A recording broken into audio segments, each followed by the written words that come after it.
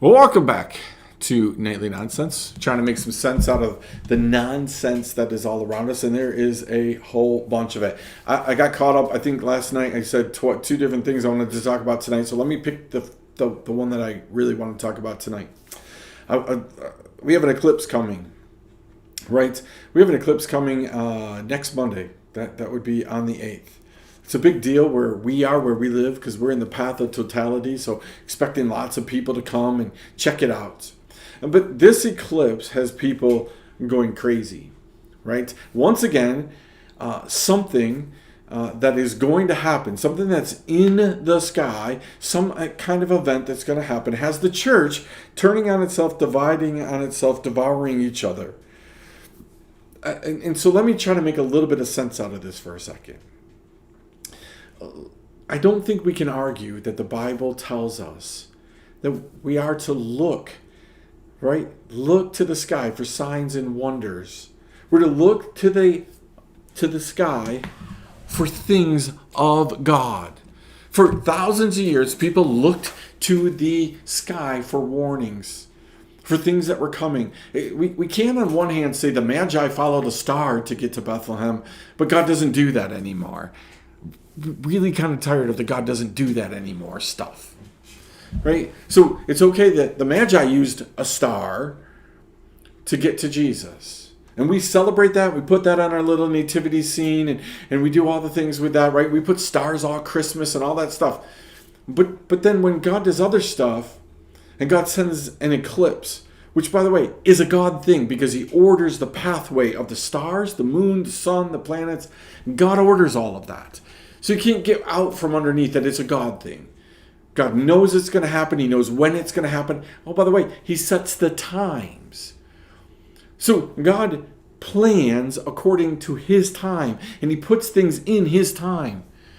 So whether or not God made some special star for the nativity, or there was something that normally happened, but it happened to happen again on that moment. But for every person that's looking at this eclipse and trying to figure out a reason for why it's not of God, and for those people that are trying to figure out why it is of God, you're arguing and missing out on the point.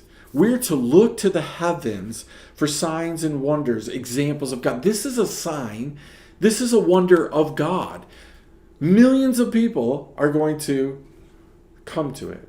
Now, here's a very interesting thought process. While you all are arguing about whether it's of God or not of God, it's going to happen. And at the end of it, right, something is going to happen. Either nothing is going to come of this, there isn't going to be any kind of earthly, right, manifestation of this sign, or there is. And then we're going to keep arguing. The people that if there's nothing that happens, and the people who said nothing's going to come of this, they're going to go, oh, yeah. See, I told you. Nothing to see here. You guys are a bunch of fear mongers. You're terrible people, right? Even though the Bible tells you to look for the signs, right? And then the people, if something does happen, if something catastrophic happens, God forbid, on the 8th after this, right? Then those people are going to be, oh, see, we were right, you were wrong, we were right, you were wrong. We're just going to argue. And then we'll argue about the next thing, and the next thing, and the next thing, and the next thing, about whether it is from God or not. Folks, can we just clear up this nonsense?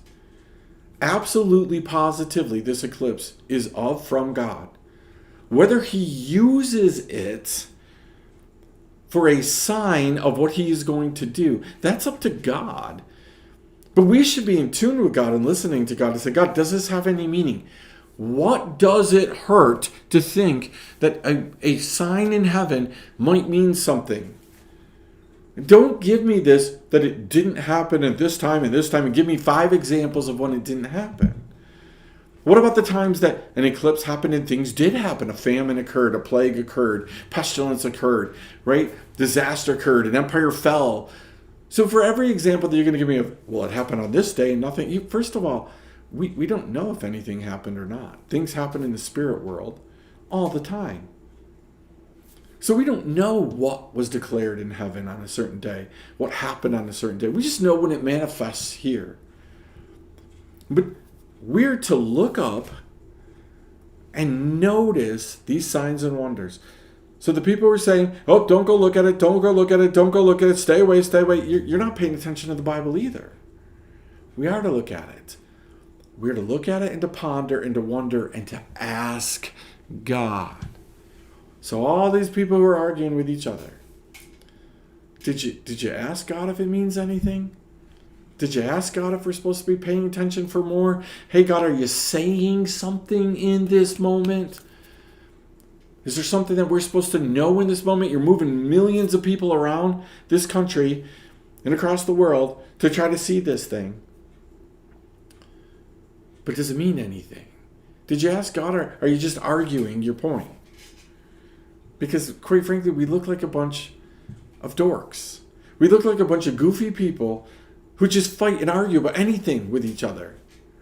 You say it's blue, I'm going to say it's green immediately. Together, oh, maybe it's yellow. We don't know. Why are we arguing with each other? Why aren't we getting together and praying? Why aren't we getting together and asking, seeking God, God, does this mean something? Or is this just something we're to be in awe of that you did for us?